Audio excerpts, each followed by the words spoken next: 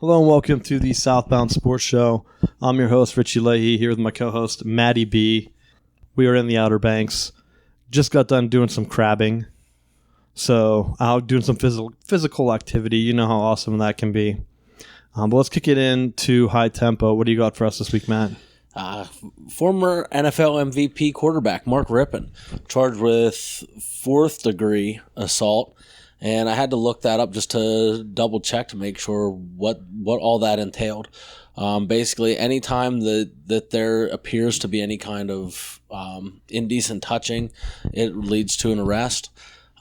He was with his wife. When the police arrived on scene, they were outside of their car, so it's speculative of what exactly was happening. But he's being charged, and it carries a maximum sentence of up to a year in prison. So he's apparently claiming that it was CTE related, and all of the concussions that he sustained playing in the NFL has led to his domestic issues currently. What do you think of that? I think that's crazy because, number one, I've never heard of a fourth-degree assault, so I assume that has to be pretty bad on that end. And blaming it on CTE is only going to get worse. Because I thought about this before. There's no way to test when you're alive. So you can just act like a crazy asshole, blame it on CTE, and then when you make your will, you can put in there that you don't want any post-studies done on you, do a cremation, and they'll never know if you had CTE or not.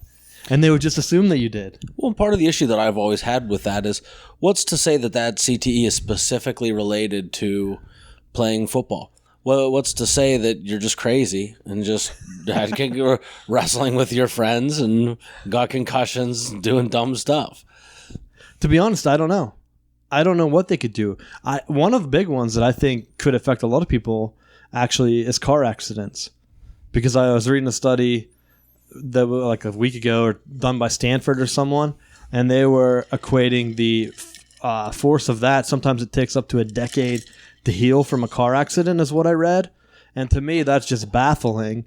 They said even if it was under 25 miles an hour, it could take your body just from the jolt force up to a decade to recover from that car accident.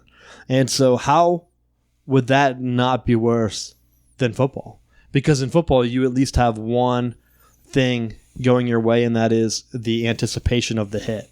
So you can actually brace for force when in a car, sometimes you can't do that.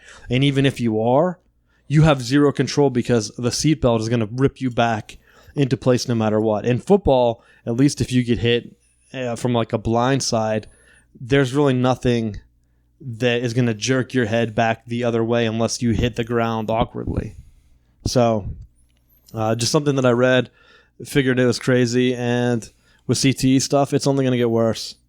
I mean, as a coach, what can you do to even avoid that? Well, I think they've taken some preventative stuff now. They have these special padded covers that go over your helmets that kind of reduce some of that. I think some of the players now are wearing trackers to specifically kind of monitor their physical activity so that you know that they're not doing that. Recently, in the spring, they outlawed drills like Bull in the Ring where you're avoiding the direct helmet-to-helmet contact.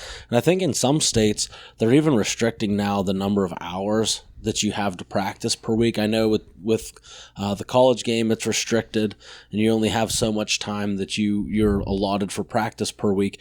But I think they're even starting to do that now with high school, so that you don't have older coaches that have that old school mentality of practice till we get it right and just grinding on them and restarting practice. I think those days are pretty much numbered at this point. Yeah, and that adds another key point with some of the helmet stuff that you mentioned. The Iowa Hawkeyes, if you go on our Twitter, they put out a new jersey, and I think I don't know if I retweeted or if I was just trolling in the comments, but they went with an all yellow look except for the helmet, and the helmet is stock. And I read the reason that they did that is because if they have a new concussion helmet, and each helmet costs $10,000. So even though they are doing the custom paint jobs, they put out like a little memo that said like, hey, you can do the color scheme on the jersey and stuff, but we're not touching the helmet because we've had these specifically created to hopefully prevent CTE. And unfortunately, they just don't know. You're not going to get the data for probably decades. So they're doing their best guess. But I thought that was good for them because how many other teams would have just went for the quick buck threw out a different helmet and said, whatever, it's just a one-off game. Absolutely. Yeah, it only takes one hit to get a concussion. So big shout out to the Iowa Hawkeyes. And for my high tempo, before we get into our main topics today, I had the Pittsburgh Pirates. I went to the game, like I said, a few weeks ago. I shared it on the show. My stories there. And I go ahead and I see that the Pirates are still 3 games below 500. And they're 7-3 in their last 10. And I hear all this stuff about Josh Bell finally made an all-star game. Great for him. He should be locked up for the long term on a cheap contract. And if they even try to trade him due to value to try to get picks in return or save some cash or anything like that, based on his contract that I think locks him up for a few more years, I'll be furious. But that's not even what I want to get at today, Matt. Can you guess what major league topic I want to talk about that we haven't hit on the show yet? What's that? Extending the nets. And this is a bullshit topic that I don't know if you saw. So I remember I complained about the guy that had his baby in the very first row and how he could have been hit by a foul ball. Well, there was a girl, and I want to say it was one of the Western teams. We'll just put it that because I know I'd get it wrong. So she gets hit with the foul ball, and I think it fractured her skull, to be honest. Yes. She was like 2, and her grandfather was holding her. And you know what? That started, and I didn't realize that had happened around the same time as our show. It could have been insensitive on my part, but I just didn't know. At the same time as my little anti-rant. But what the other teams have started to do, and it's really pissing me off, is that they are talking about extending the net, but not right now. You have an all-star break right now, Matt, coming up, and you would think, okay, it's not that hard to throw a few nets up, right? Wrong. They are grandstanding and trying to get the public to be on their side and say, you know what, extending the nets is good, but they're not going to do it right now because they don't care about fan safety. They're going to do it next year? Tell me how that makes sense.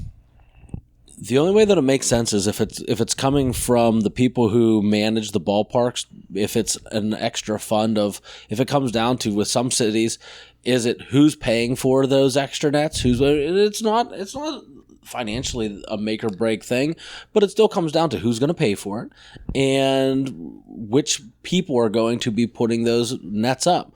Because is it a union contract that then has to be negotiated on, or is that just the maintenance crew that's already at the ballpark is responsible for that? Spoken like a true diplomat there with a legal breakdown, when in reality, Matt, all they have to do is throw up the net. It costs probably whatever. They have the same nets. You're going to do it next year anyway. So all the legal stuff you can just throw out as complete bullshit. And if I was a fan out there and I would get hit, even if I was sitting on my phone, let's say I'm sitting in the stands playing Pokemon Go because I'm bored and it's like an 18. What was the Pirates score last night? It was like 18-5 or something. Let's say it's a gigantic blowout. I'm sitting there playing Pokemon on my phone. I get smashed in the face with a line drive. I would sue the shit out of whatever team it was, especially if they said, we're going to put an extended net next year. Because I would say, why not this year? Why? You can't tell me, oh, well, the contract worker. Could you hear that excuse in court? And you know they would sell out of court for a big sum. Because this is exactly what I talked about. You have to address the lowest common denominator. If you're going to a baseball game to play Pokemon Go, stay home. Stay home. I gave a good example, though. It was a blowout. I don't care what it is. I know that there's people that could be in the middle of a pitcher's duel and have a no-hitter going and be sitting there reading a book. What if I went to the game because I was a big fan of Take Me Out to the Bowl Game and I just wanted to sing it? And the rest of the time I was just hanging out, waiting my time. Well, then you're weird. And why would you go there just for that? Just stay home. Just stay home and be weird at home. But I think we did address this, and I said they needed to widen out the fences ahead of time because that was going to happen. And you see it with the college game where they expanded and it hasn't hurt. It hasn't hurt viewership. It didn't hurt anything. Nobody made any points about the College World Series of someone getting drilled in the face. And I think Major League Baseball should take note and should look after people, because just like what you said, all it takes is one person that's not paying attention to get drilled, and then it becomes a liability issue. So I think that they have to look at that, and more than likely it will be something that's probably going to be addressed sooner rather than later. Yeah, we'll see. I would imagine that some teams might move on it quick, but we'll see. And even the handful that said that they're going to do it, they're going to all do it. Like, let's be honest. No team is going to put up with a shark lawyer that just sits around waiting for accidents. I mean, we've seen them on billboards. If you fall asleep on your couch at 4 a.m., you've heard their commercials. But you know that they're going to be waiting and say, like, well, hey, we can go to court because all these other Major League Baseball teams thought it was a good idea. Why didn't you? And they'll have that in their pocket. So that's it for High Tempo. We went kind of long, but going to get into our main topics. But before we do that, just wanted to reiterate, last week, talking about our website, southboundsports.com. We are now an affiliate with Amazon, so you can go on to our website, southboundsports.com. If you're on a desktop, it's going to be in the right rail. You'll have a button where you can shop through Amazon, and anything that you buy will help support the show. So we'll get a proceeds from that by directing you there from our site. So you have to go to our site first, then go to Amazon, click on the link, and it will just add a code to your shopping cart that lets them know that you found their site from our show. So check that out. Any help we'd appreciate. And it takes 2 minutes. Click through from the website, and it helps support us so we can continue to entertain you. So it's a good deal for everyone. Click through, do your shopping. I don't want to know what stuff you're buying on Amazon. They don't tell us. Sounds good. Let's get into our big one. Celebrating a World Cup win today from the USA women. They went ahead and beat England. At least I believe that's what their team's going as of right now. Their country beat them 2-1. And I'll be honest, going into the World Cup, I heard a lot of stuff about how USA had it tough. They're probably not going to win. France is too good. When has France ever won? And maybe they won in men's, and I can't remember in recent times. But I always hear about how awesome France is going to be, and then they always choke. I went back through the records. They've never won in Women's World Cup. So why would people be afraid of them? It doesn't make any sense. There's only a handful of teams that have won. Germany has 2. I think we have 3 cups. And then there's some other ones sprinkled in there. But France, not one of them. Not scared of them. Also, England. They are known chokers. I mean, I almost was happy that we were playing them because I knew they were going to choke. Right? How would you be afraid of a known choker? You never know. That 1,000,000 to 1 chance. And with the French team, you have to be worried they'd rub their hairy armpits in your face. So that there is the threat of the nasty boys coming after you. Well, I will say that our women are performing great. And it's just a confidence because it's showing that, yeah, we've heard a lot about how the women's program is light years ahead of these other teams. But realistically, they have caught up by now. The Women's USA World Cup in 1999, I believe, that was, 20 years ago? The girls on our team now, most of them weren't even born at that time, or if they were really small. So all the other countries have had time to catch up, and that's why I hate that argument with men's soccer. Well, it takes time to build a program. No, it's not that. It's the fact that the United States has a lot of their top athletes playing other sports. That doesn't have to be the case. There's I watched the World Cup the College World Series. If you watched it, Michigan had a outfielder. He was a Big Ten Player of the Year, and he was going to be a scholarship football athlete. And guess what? He got hurt, and it made him switch sports. I don't know what his injury was, but it was enough to end his football career. And did he go for soccer? Which I would assume, if he's able to run and play baseball, he's able to run and kick a ball in soccer. Why are they not directing some of our other best athletes into soccer if they really want us to compete on the men's level? And women, what other sports are you going to get paid? I mean, realistically, you're not getting paid that much in WNBA. There's not even that many roster spots, and you have to be a certain height. Outside of that, there's not a whole lot of other women's sports to get paid. So fortunately, the United States is ahead of the curve in that one, and that's why we're the best. Other countries can do that. I mean, what else? Tennis, that's more of an individual sport. And again, you'd have to be brought up playing that. I don't even know if a lot of schools had that. I don't think my high school had tennis growing up. I could be wrong, but that's why men's could have that same opportunity, especially as public high schools talk about cutting PE programs and things like that. Why not have them play soccer instead during school for a half hour? I think that's what AYSO should be pushing. And what are your thoughts on that? You work in a school. I think any kind of physical activity is beneficial for the students as a whole. I think there's so many studies that show when you start cutting PE and you start cutting recess that it affects the overall academic experience. To me, the thing with this World Cup that is a little bit frustrating is how some of the players on the teams are trying to turn it into something political now, where before they had won, they were like, well, if we win, we're going to decline an offer to go to the White House. Why? Why make it something that it doesn't need to be? You know, you're representing the country and the country as a whole. Don't make it political. And every time you turn it into a political thing, it turns sideways and it just gets out of control. They're already having some backlash coming off of the absolute beatdown of, what was it, Thailand? Yeah, I think so. It was like they scored like 50 goals against Thailand, and people were saying that they were running the score up and excessively celebrating. And it's just I felt like it was more bad publicity that just came across that you're crushing people. Just keep winning. You don't have to be over the top with it. It's why people hate America. I'll say this, that I agree with you. I hate when people inject politics into other arenas, especially sports. But I will say that it has been out of control lately. It was so bad that ESPN was injecting it into everything, and that's why they went through their struggles and all their layoffs. The new CEO practically admitted it in one of their memos and said that it's not going to happen anymore, and they've made some changes recently in staffing.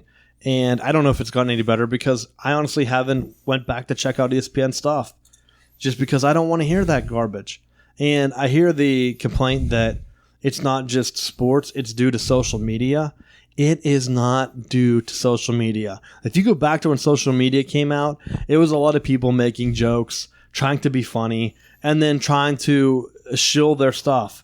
Like, hey, here's me kicking a bunch of soccer balls through, like, remember all like the trick shot stuff that was really big? I was actually looking back through some of those, and you know what I noticed? There's not a lot of those that have been updated for high definition cameras.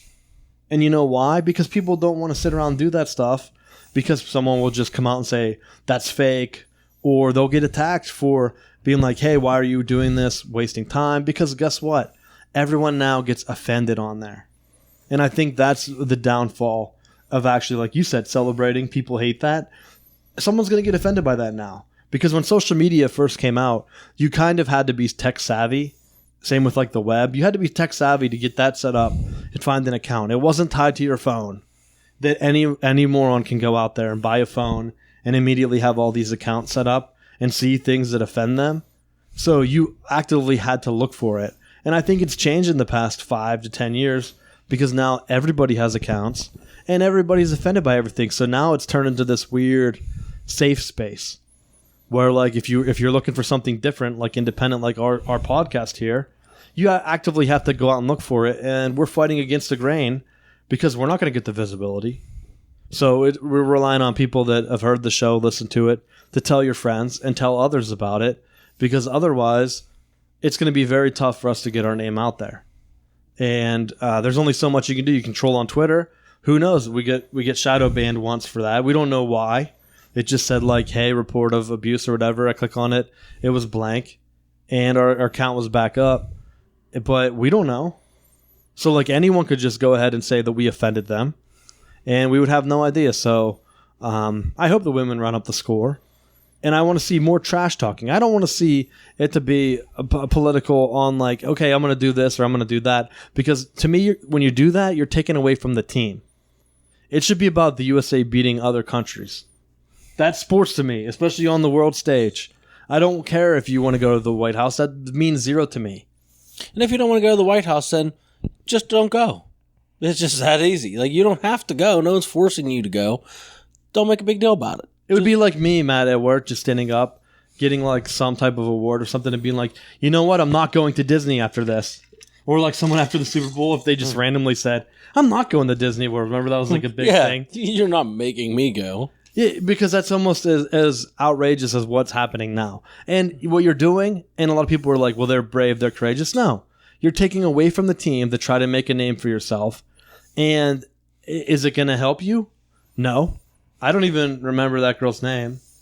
So I know who you're talking about. She has like blonde hair, I believe. So as a captain that ended up not starting she ended up being a substitute for this game. They didn't come out and say why, but I think it was because they liked the replacement player playing defense against England's better forward. So I did do a little bit of research into it to see if they were trying to put a political censor. They didn't really come right out and directly say that, but you can kind of read between the lines. Good research on your part because, yeah, it would look like that from the outside, but I honestly don't know.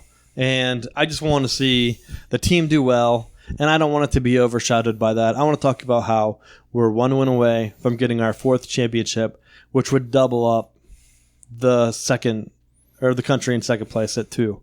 So let's keep it rolling, get that, and then hopefully set the precedent for the men's side to get the same done, because that's one of my goals. Like, I went through and talked about how Michigan winning championships, what my percentage was during my lifetime now. I mean, I've seen most of the Pittsburgh teams win except for the Pirates. Steelers and Penguins, I'm assuming they could win again. And that's the last one. Men's soccer in the World Cup, I would love to see them win before I died. I think that would be awesome. So hopefully they can get it done. Any other final thoughts on soccer? We should just dominate in everything. When you see the advantages that we have in the amount of pride that America takes in their athletics, we should dominate every other country. And that's just that. True. Very true. Let's get into our topic. Normally we do Pittsburgh stuff up front, but we're going to get into basketball first because the NBA has been the craziest offseason that I can remember in recent times. And it is due to 2 things. Klay Thompson's injury, Kevin Durant's injury. Because before those happened, it was almost like a cut and dry. Here's a couple options. Here's where people are going to go.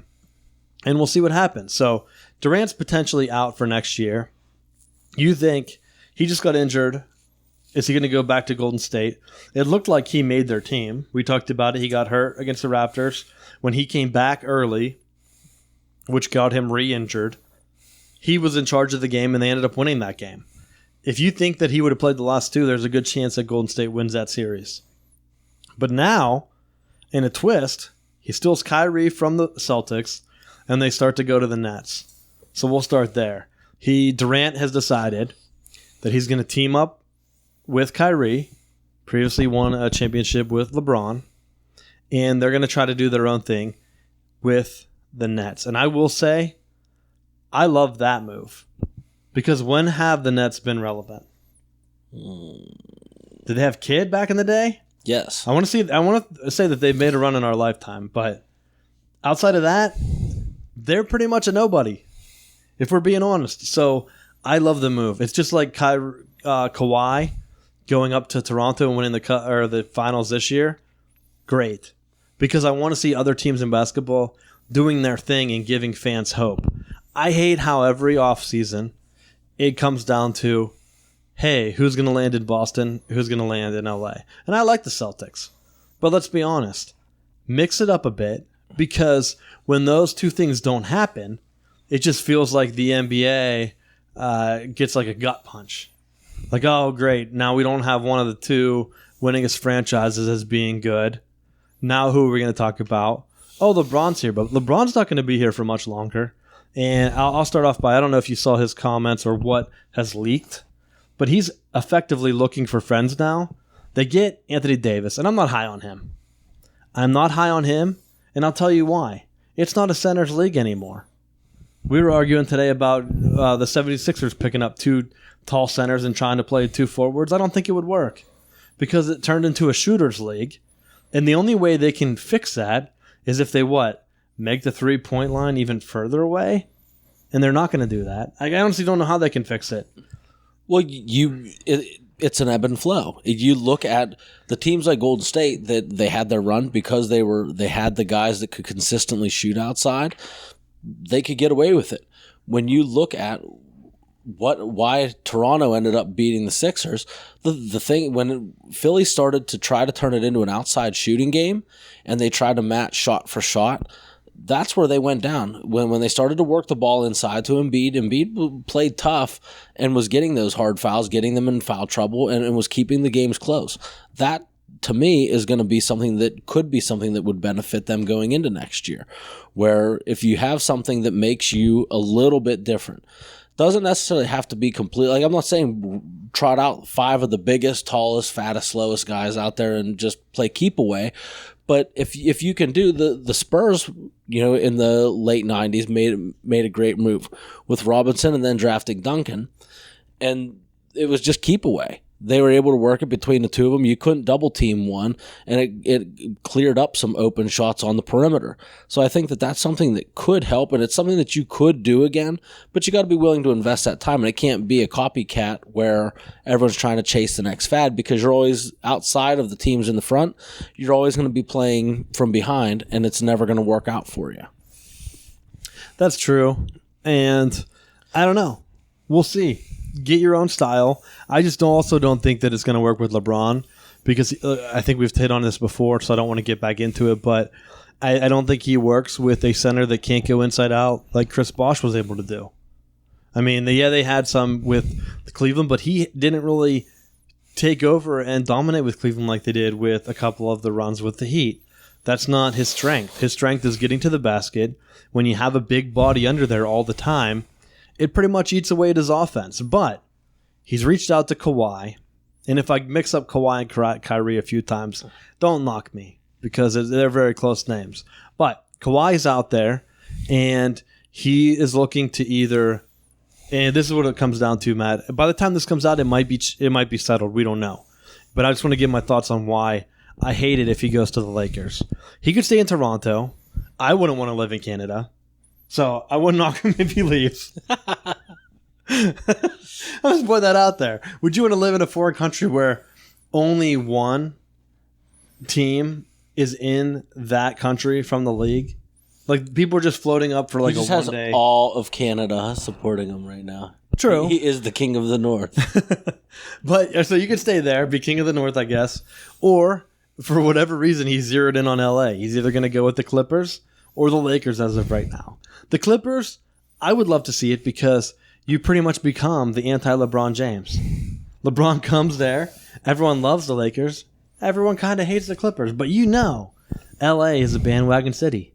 So if he has the Clippers rocking, everyone would jump off that LeBron bandwagon and be loving the Clippers on TV, like on random. Yes, they will. No. Matt, if they're making a run, Lakers miss the playoffs again next year. Let's say that, because they got rid of all their depth. There's a good chance that they will. And Kawhi makes a run. You're not telling me that everyone in LA would be rocking Clippers gear? They would be. I don't know if he can get it done there, because I don't know what their roster situation is. He's a few years late, because they did have that young core of a couple years ago, and they brought in like the old Paul Pierce to try to bring it together. And they had their run when they had Blake Griffin and all them when they were younger. I think he might even still. He was floating around, but I don't know where he is. I don't even know who they have. So I want him to go to a place like that, because if he goes there, same reason as Durant going to the Nets, I like it. Get teams that aren't traditional powers and see if you can elevate them. Build your legacy. He could have been an all-time great Spur. If they would have kept him, let's say he would have made another run. Let's say instead of Toronto, he wins another ring with the Spurs. He's immediately on their all-time great list. And he's still young. So now you can go to the Clippers. You're already a winner. If you win with a third team and you're the number one guy, awesome. But that's the pitch that LeBron's giving him. He said, and this is what he's letting leak out, and let's be honest, LeBron isn't the greatest businessman, because look at how he sabotaged his name, leaving Cleveland like twice. But he did start that school That Cleveland pays for. And Matt, has he mentioned that since he's been in LA? No. Has he mentioned how much he loves Cleveland? But No. he gave everyone a bike. Because he feels bad. Because I know that he doesn't know. I just think LeBron had so much power, and he let people close to him just ruin it with like awful decisions. And I just wondered, I would have loved to be a fly on the wall in those meetings where they're sitting together and they're like, you know what? Let's go to LA. You can do that one TV show. You can get away from Cleveland. I mean, you know he's trying to set up for an acting gig, but now it comes out that his plans are he's not loving LA, which no shit. He had them not make the playoffs, dude. That's embarrassing. He's never going to be an all-time Laker. Never. He would have to go on a string of 5 championships in a row to even be considered on that list. And it's not going to happen because you're always going to be behind Kobe. And now he's the guy that, misses the playoffs? Look at all those teams Kobe made the playoffs with and had some runs. He had like nobody on his team. Just out there by himself. LeBron had a young core. He should have been the leader. He should have been able to take it over and at least get them to the playoffs. And he blew it all up. He pushed Magic Johnson into retirement. Oh, man. I don't even know what to think of that situation. But I will say, so he's pitching to Kawhi saying, come to LA. You can be the man, because he's setting it up so that he can leave. And his excuse was that he wants to play in the NBA on the same team as his son. I don't know how old his son is. But apparently, if his son gets drafted by someone, he's trying to set it up so that he can sign a free agent deal with that. Which, to me, kind of seems like collusion. Because if he's setting up a team to draft his son, and they still think LeBron has drawing power, they're going to draft him higher than what he deserves to be drafted because they know they're going to get a 1-2 with LeBron. Right? That makes sense. So like a team like Charlotte or someone that's struggling, and they're like, oh, hell yeah, we'll draft Bronny. I think that's what, I don't know what he goes by. We'll draft him because we know we're going to get LeBron, and then we're going to sell all these Hornets merch. So you want to see tanking, Matt? Think of the tanking not for the number 1 player in the draft, just to get LeBron's son and possibly LeBron. And old LeBron, too. I'm tanking for old LeBron. It's like that Wolverine movie, Old Man Logan, where he's just old and past his prime. Except you also get the kid with them. So it's basically exactly that movie. So, so you have that, and Kawhi. Don't do it, bro. I know you don't listen to this, but don't do it. Trust the process, Kawhi. Go to Philly. You could run the Rocky steps. Well, let's go into that now, because we got over the LA stuff. I think LeBron, any player to go there is nuts. Because why would you go there not knowing now if he's going to leave or stay? He told Kawhi it's going to be his team. What about Anthony Davis? He was supposed to be like the great center, bringing the league back. He's just like an afterthought. Hey, you're my friend. No, psych. Hey, now psych. We got to get Kawhi in here. We're not turning the reins over to you, bro. So, like, how's he going to sign a deal? Like, I don't even understand it. But 76ers. I liked having Butler on the team. Oh, but they traded him. They did. I don't know why. It hurts my heart. I don't think they needed to. I don't need to think they needed to make the moves that they did, and then they brought in 33, 35-year-old Al Horford, like, and I'm gonna be honest. Al Horford has been the pain in the ass in the 76ers for the last 5 years. He's just annoying. He doesn't do anything against anyone else, and he plays Philly and just balls out. So I kind of understand, like, hey, let's just get him out of the way. We'll just have him on the roster. But he's older than shit. You basically took the process and said the process is next year. That's what we're gonna do because now you just flipped. And you're going to end up with 2 30-plus-year-old guys on your roster that if you don't make your run, you're going to be back in the process. You'll be wheeling and dealing and bottom feeding soon. So they need to really make their run if they're going to do it and get it done. And it's just frustrating because I think they were there. I think the pieces were there. It was just finish it off. Yeah, I'm not sure. The Al Horford thing, I liked him on the Celtics. But he's not like a centerpiece guy, and he's almost like a flip.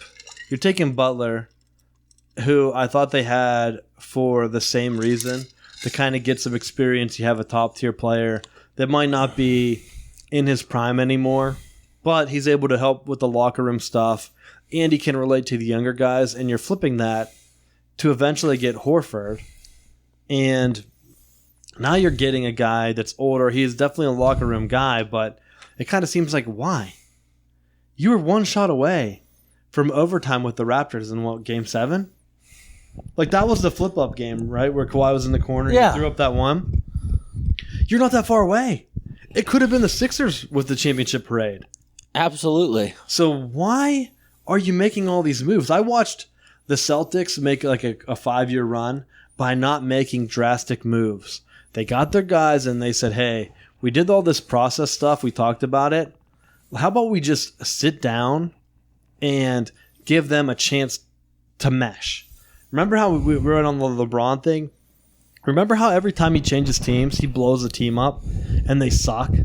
Like the first couple years. And he was able to just force them through on his talent alone. And then by the time they meshed, like they were losing, like even the Heat were losing to, Dirk. Then they lost to the Spurs. And then they finally get it together. Or, I mean, they might not have been in that order. But, like, still, it took a while for him to build a team chemistry before he eventually blew it up. Now the 76ers are like, we had a team chemistry. We were so close. You had guys taste defeat. If I was the front office, and I want to hear your thoughts on this, I would have said, you know what, guys? We're not making any moves because you guys are one shot away. I want you to hit the gym, build, get that defeat, keep that taste in your mouth, that sour taste, and we're going to go out and kick ass this year. I agree. We have the city that is notorious for not making moves. You got the Pirates who are losing, and they're like, "Nah, we're good." You got the Steelers that they don't make a move. They very rarely jump up to make draft picks. And I know this past season was different, but typically they stay put in the draft. They don't trade people. They don't acquire new talent right off the bat. Like, they're not making a splash in free agency. They just kind of say, well, we got it. We're good with what we have. We'll figure it out along the way. And if they suck, well, then they suck, and it'll be all right. And we'll figure it out. Even with the Penguins, like the Penguins, they admittedly, they will be the ones that make moves out of all of the Pittsburgh teams. But, you know, I think there's something to be said for teams that show consistency and not react overly towards the fans on social media and the discourse that sometimes comes out of that. Because when you give the players time to mesh and develop that rapport, you end up getting those runs where they're playing better and playing more consistently. When you're flipping the roster every other year, you're not giving those guys a chance to mesh and to feed off of each other. Yeah, I don't know why teams feel like they had to blow their roster up this year. Because it's not just the Sixers. There are so many teams now that are floating around, and even like the Nets, you had a young core. Now you're bringing in 2 aging vets to try to make a run, but you're also going to compete against the Lakers, who have 2 aging vets now. As of right now, you have the Sixers right now. They had a young core. You could have really put that together. Boston, all their stuff kind of fell through. They get Kemba Walker, and I'm still wondering why I should be excited about that.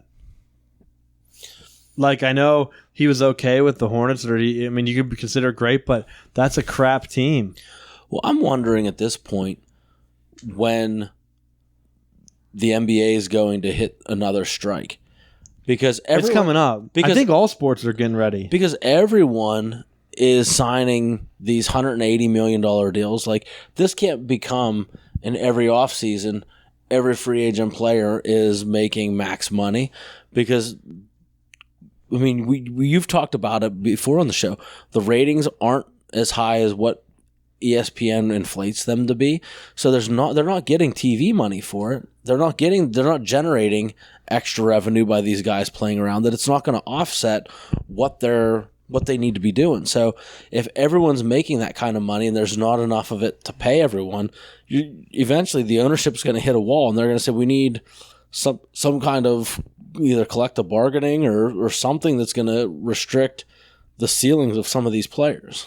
Matt, I'll take it a step further because I know I do look at the business side of things on this show a good bit. But you're right, hitting the nail on the head. ESPN overpaid for the NBA, and I can only see it going down from here.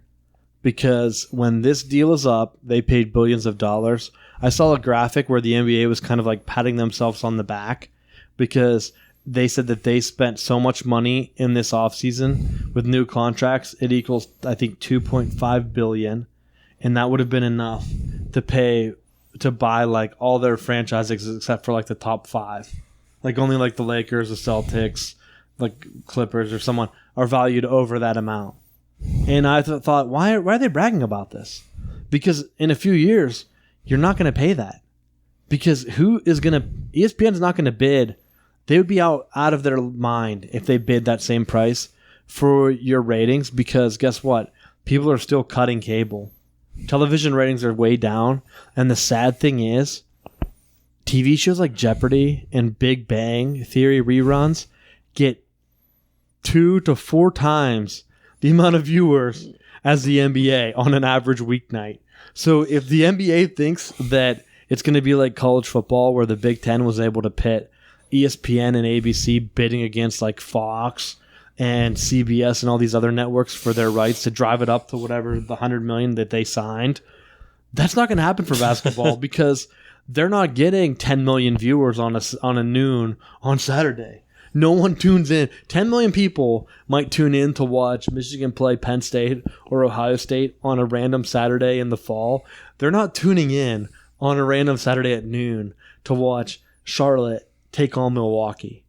They're just not. They're not. So, and the Big Ten is a lot different because you have all these alums and it's like very specific when they make those deals for basketball and football. Like it's tying in 2 different sports. In the NBA, you're only getting NBA. Sure, they gave the ESPN all these like G League games, but I have to find it hard to believe that those are paying off for them. I've never watched one. Have you? No. Yeah. I was trying to think of a time that I would have, even on a desperate, there's nothing else on TV. And I don't even know of which teams are even in the G League, to be honest. And to be honest, I was looking at some of like the SportsCenter top 10, and I saw a thing where it was like, okay, here's a SportsCenter top 10, and here's our top 10 plays, and it was like baseball, baseball, baseball. It used to only be baseball, maybe some soccer mixed in the summer, some women's basketball. Women's basketball now has been largely ignored in these top 10s because they're filling it with G League highlights. So no one wants to see layups, though. Matt, do not talk trash on my girl Brittany Griner. Throwing down the heat on some slam dunks because you knew she could a couple times. Is he the top 10 just finger roll? they're not showing her a 2-hand slam. But I don't want to see a bunch of rec guys balling out either. Hey, this is the dead period. NFL isn't around. You know how it is. You get desperate. So when you're digging down deep, you got to find the G League. It is what it is. I know it's going to be brutal, but honestly, I don't even know. I don't know how they can compete. And you're right. I think even NFL is going to have a lockout because you're going to have all these contracts that are guaranteed. And kind of like the social media thing we talked about earlier in the show, people keep bringing it up. Oh, you deserve to get paid. Oh, you're making these. They don't even say the word owner anymore. More political BS. So it's like, why are you doing all this stuff? Who is that for? Is it for the players? Because if it's for them, okay, I understand that. But to just randomly do it outside of a player's collective bargaining time, it is just strange. It doesn't make any sense because it's almost like they're making the moves for this ideal fan that doesn't exist, that wants to see players get paid. I don't give a shit what someone makes. Unless they're giving me money, I don't care. Like if they're like, oh, come on, yeah, sign Al Horford because I know I get $10 million on the side. Like, that's not going to happen, so I don't care what he makes. If they want to pay him in pennies to just watch him, like, I don't even know. Just to have him like hang out on the sideline, like Drake. If they pay Drake to be there, great. Like Parks and Rec, where they just had deadlift shrimp on retainer. Like that might be the only scenario where you're really caring about what they're making. And that is true. You just have some people that are there, and who cares what they're making? I don't even know. Like, it just doesn't make sense to me. So to be putting that out there in a graphic, like, look at our league, we're doing great things. No, I don't care. Give me something of substance. So, anything else you got more on basketball before we transition here? No, I think we hit the bulk of my frustration, but it just I'm just curious to see where some of these guys go, because I know in years past we've kind of talked about the superpowers forming, and I think you're starting to see maybe not so much all of the superpowers aligning, but you are seeing some of these players starting to kind of break off into their own thing. So it's not quite 5 all-stars at Golden State banding together, but you are kind of seeing some of that dynamic. And I think it's tough for the NBA to try to prove that there's collusion going on between players, because when you have them practicing in the Olympics and they're close friends and they're different stuff, like, they're not going to not talk to each other about trying to recruit each other to come play together. It's insane to think that they're not going to do that. If I'm on a team and I know that I'm friends with Kawhi Leonard, that why would I not want to try to pull him onto my team? Especially if you know locker room wise he's a good guy and he can help you win a championship and help get paid. It makes sense to try to get him on board. Yeah, and that reminds me when the All-Star thing about Golden State.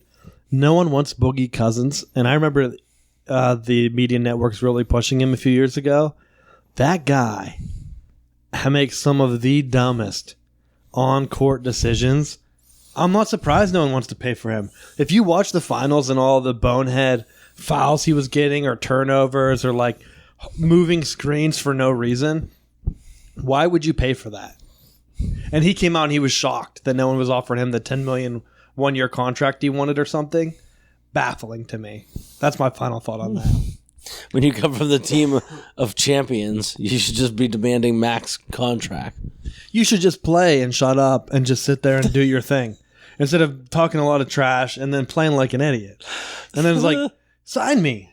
That's a bold move coming from the king of trash talking. Well, I was just thinking, if that was T.O., that was like talking a bunch of trash, and then he's out there just dropping like easy passes in the playoffs, and it's like holding on, ripping face masks off or something. And then he's like, I don't know why they won't pay me. That's what it was like watching Boogie Cousins this year.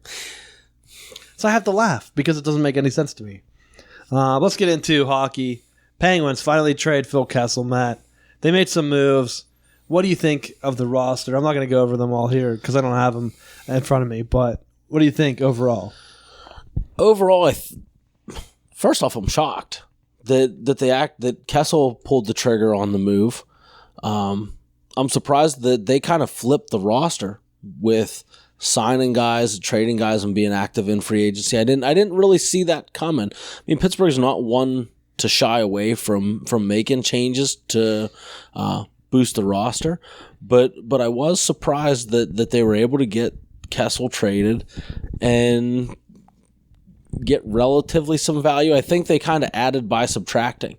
I think with some of the things that he just kind of did on his own, taking shifts off and just kind of doing his own thing, I think that kind of hurt management. It hurt coaching. It hurt how do you hold everyone accountable and have one guy that's on his own. And I think it worked when you had everyone else kind of just doing their thing and just accounting for the fact that Phil was going to do what he wanted to do.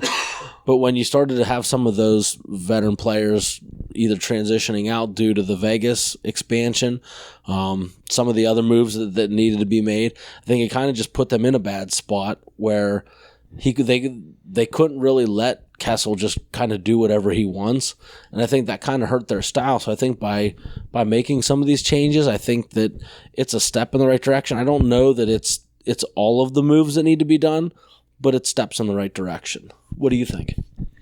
I agree. I thought long and hard about it because his name has been mentioned in trades for what seemed to be forever. He blocked one, but I think he just comes down to the locker room stuff. Like you said, if you can't control it at some point, yeah, you're losing a great player. if we're being honest, if you're looking at the stats and stuff, he's a key part of the team and those runs. But you're looking at it, and I don't mind that he's gone. I'm surprised they got what they got, just because when you have a player that's vetoing trades, you know it's going to be tough to get anything in return. But they get rid of him, and if they felt like that's the move that they needed to get the locker room together, go for it. I thought this too. Kessel went to Phoenix. It makes sense. Older player, people retire to Arizona. It just kind of makes sense that like that would be where he would be like, once I retire, I'm already in a retirement home community. I could just be right there and just retire and be done. Like that makes sense. I'm sure that was part of the thing. He said, hey, only trade me where there's retirement life. I want to sit there and eat hot dogs and be around old people. I don't even know, because when you're looking at from a roster, I don't even know if it makes the Penguins better, the moves that they made. So I went out and I asked a few friends of mine that aren't related to the show in any way, just to try to get an outsider's perspective. And I would say mixed bag, but almost all of them did say it's either going to be two things next year: first round loss in the playoffs, or they're not going to make it at all. Because they don't, no one feels like these moves made the team any better. It just kind of stayed the same. And I think that that's the way it appears on the surface.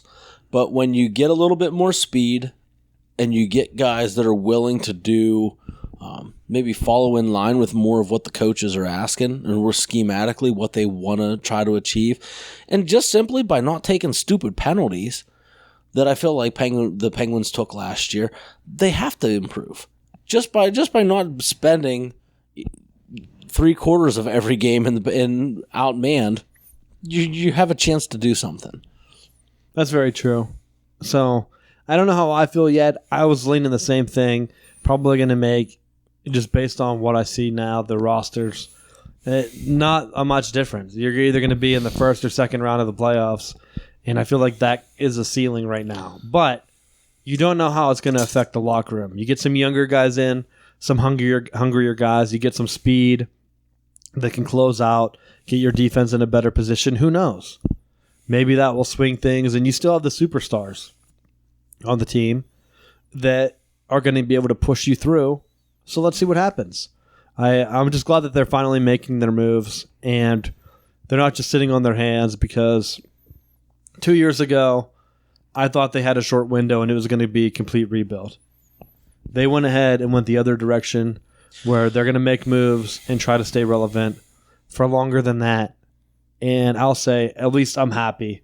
I thought there would be one more year, and then after this, it would have been a complete rebuild, and they're not setting it up like that. What I think that with the way that they're aligning some of these guys, if they do, I think they have enough pieces in place that, let's say they blow the doors off and it looks like, we can only make a run.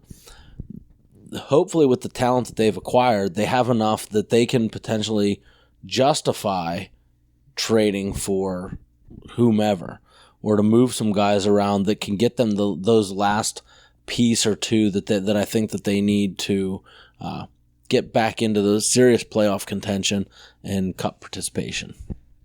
Yeah, and it's going to be something to look forward to. I mean, it's going to give excitement to Pittsburgh once again, because just a call back to the beginning of the show, you have the Pirates that are looking there. People are already talking about, are they going to trade Bell? And I'm sitting there smashing my head off the wall. And with the Penguins, you're kind of like, wonder how they're going to actually play. Like, you have that on one hand. Same with the Steelers. Get rid of some locker room stuff. And we use this as our transition to the Steelers talk. Get rid of the locker room stuff. We talked about it with Boogie Cousins. Like, you get rid of a guy like that that's making bonehead decisions. Like you said, taking penalties in hockey. Get rid of that stuff like the Steelers did. Bring some excitement back. Now, you had also talked about the Steelers trading up in the draft earlier, and I think the reason they were able to do that is because of the contracts they lost. And so normally, you're right, they don't take that stuff on, but it was almost like a perfect storm where I think they have to spend so much money due to the players' agreement in salary cap. Otherwise, they get penalized. So it kind of helps with the balance. You have to spend so much. If you don't, you get penalized. If you spend too much, you also get penalized. Well, in Pittsburgh, the Steelers are in a random spot because I feel like in most seasons, Roethlisberger has to renegotiate his contract. There's other guys that need to renegotiate their contract. And they kind of play this cat and mouse game where they're right at the salary cap. So they're trying to justify all the different things that they need to do to get themselves underneath the amount of money that they need to be under. So it's like every year I feel like they're kind of just bumping along. And with moving Bell and moving Brown, that they definitely had the cap space that they needed to blow, and I think that did help. Plus, it helped that they had the right player and the right amount of capital that they could jump up to make that fit. And it reminded me a lot of the Polamalu move up, that they needed that type of player, and they were able to jump up and get them. Very true. And I'm glad that they restructured Roethlisberger because there's only 2 players right now that I would love to see extend and stay with their teams. And that's my man, Ben Roethlisberger, and also my man, Tom Brady. Let's keep them along with their franchise. Exactly. You want to keep Tom Brady there because you don't know what he's going to do if he goes somewhere else. Well, Matt, he's a champion, so I feel like he's deserved to go out on top. Did you see he was throwing 61 miles an hour on the gun? 61. And Patrick Mahomes. And I think Patrick Mahomes has the combine record of 60 miles an hour. So old Tom Brady would have the strongest arm out of all rookies coming up. I don't know when they started keeping that. Now, is that like when you're older, you get to move up to the ladies' tees like they do in golf? Did he get to move up like 3 steps closer? I don't know. You remember that Peyton Manning Super Bowl where he was rubber arming all those balls? I think he would have loved to even hit 30 on the gun. No, because the Peyton Manning Super Bowls were unwatchable because it's just him just struggling to get up and down the field. And it was just a defensive strong match that won him those Super Bowls. So, hey, I did see a tweet or an Instagram post. Now that we're in the end of the show, I could talk random stuff. But I did see one from Tom Brady he posted. It was a picture of him smiling, and Peyton Manning didn't look too happy to be there. But he said, spoiler alert, we've been friends all along. So Tom Brady, at least making a joke out of it. I don't know if Peyton was just doing that to be funny, but I laughed. So definitely cool to see. Because all the hate I give Peyton Manning on the show. Well, yeah, because Peyton Manning got crushed every time he played him except one time. Well, don't worry. He still has his dad and his brother, the Manning household to hang out with. The NFL's first family. Isn't that the thing that they always said? Yeah, Papa John's. You get a franchise. You get a franchise. Get your pizzas. But back to the Steelers. They go to London for the NFL Academy, or at least my man Juju does.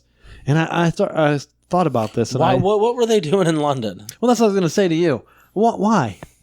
We just talked about how their women's soccer team, it took forever for England to build their women's soccer program up. And their still best finish is one time in 3rd place. So if soccer, a sport they love, they can't build up their own people enough to play it for the World Cup, how in the hell are they going to get athletes over there built up enough to play a foreign sport that no one else in their country plays? Well, I think it's part of the NFL's eventual plan to put a team, and Shad Khan, the Jags owner, is definitely interested in moving the Jags over to Wimbledon Stadium in London. I think you've seen some of the talk of possibly putting a team in Mexico City, and they want to expand into some of those foreign markets to try to capitalize on getting more people interested in trying to expand the base. I don't think it's a bad idea, but at the same time, I think it's going to be a tough draw, because not many people outside of America are interested in American football, I think. I used to be on the other side of the coin here, and I used to want them to do like little pods, like maybe one in Europe where you had London, a team. I mean, you can even keep it regionalized, do like Dublin. So I don't even know what else is close there. France, like a team there, and somewhere else, like really close. Spain. Yeah, really close on that western side. Or do like a just a Europe block where you do like a German team, a Poland team, a France team, and NFL Europe is what you want. So basically, you have those little pods where those teams could all play each other twice a year, and then they come over. But at that point, you're having so many squads that are you getting rid of United States ones? Or are you just doing like a foreign side? I think it works best in baseball if they were able to just say, hey, Japan, they kind of do like the World Baseball Classic, but why not just say, hey, we're going to do a complete World Series and kind of do it like, hey, if we're going to start to actually make our sport national, and I don't know if they would ever do this, but if it got to the point where Major League Baseball was losing money enough where franchises started to shut down instead of growing, so like they went from 30 teams maybe to like say 24, then just start a super league with Japan. I think baseball would have been the sport, but everyone kept talking about it dying, and it never happened. But with baseball, I think that's different because you could take players from different countries and kind of put them all together, and you could still have a formidable league. Like you can't take all of the American football players and put them on one team because you'd have a punter and a long snapper probably. Like I don't know how many people come from England to play American football. Like they come from our college system and they're from our country, so I think that hurts it. Where I think that they had success in the past was they had NFL Europe, which was kind of the offset with some of those alternative leagues like our XFL, that it was something that it wasn't going on during the NFL season that could get some of those guys extra playing time in a developmental league and grow. I think they've been toying with the AAF that folded. In the past they had the USFL that folded, and I'm hoping that the XFL holds as long as they follow the model that you're not going to compete with the NFL. If you try to go toe-to-toe with the NFL, you're going to be the WCW compared to the WWE. You're not going to make it work. You're going to fold. Market yourself as something different. Don't be the spring NFL. If you market it that way, you're going to get crushed. And it'll be me and you are the only two following it, like it was with the AAF. And clearly, for as much as I love our show and I love our followers, we're not enough of an army yet. So tell everyone to watch our show so that we got more people that we can keep stuff like the XFL going. Because I love talking some football, but there are times where it goes away, and we have to be sad for a little bit. And you're right. Baseball, you can get players from your own country. When you're doing like a Europe team, you're going to have players from America get drafted and fill out those rosters. And it comes down to the same thing, like I said, with Kawhi. Why would he want to live in Canada? Why would Joe Schmo want to sign a free agent deal in London? And that's coming off of living in San Antonio, where you're dealing with warm weather, and then all of a sudden you're up in Canada and you got to wear warm clothes all the time. And I mean, you're going from basically two small markets. I know Toronto's not really a small market in the grand scheme of things, but in the United States, yeah, it is. And you're going to go to LA. I mean, there's a reason why he picked one of the biggest cities as his place to go. Warm weather there, second largest metro in the United States. So he could have went to New York, but they're kind of a mess right now, and it's cold. Maybe the warm weather thing has a place there, but why would I go to London? Why would I go to any of those cities that I mentioned? So it's going to be different if they want to really do that. I would think Mexico City's another one. Why would you want to go there? You could just jump the border and you can go for free. You can go down and check out a game. And well, as you're talking about that, yeah, you're going to be going cross country, like travel. I would wonder if that's safe. If I'm being honest, as a fan, I wouldn't want to go into a city that you know that they've had issues before with other events, concerts and stuff, where they've had things go bad, ticket scams, and they don't have like the government to help keep things safe. I mean, there's a reason why you don't hear of, oh, we're going to put the Olympics in there. They try to do didn't they just do a soccer bid where like most of them are in the United States? And they put Mexico on it just so they'd have more votes on it. And they get like one game. I'm pretty sure that's a real thing. Maybe I made that up. I think that's the thing where they're like, we'll put Mexico on the bid, but let's be honest, you guys get one game. The rest of them, well, how's your game? Canada, you guys get like 2, and the United States, we'll just do the rest of them. And I would love to see that because I want to see some games in the United States, but maybe I'm wrong. Yeah, Steelers, though, going to London, great. Expand the team, get some more people because I want the fire back in Pittsburgh. And you know what I think would help, what helps in that is when you're looking at the Steelers and they're having the locker room issues, if they're taking the team and they have players over there that they're spending time together, that's a positive. That's going to be something that's going to generate some positive momentum for them.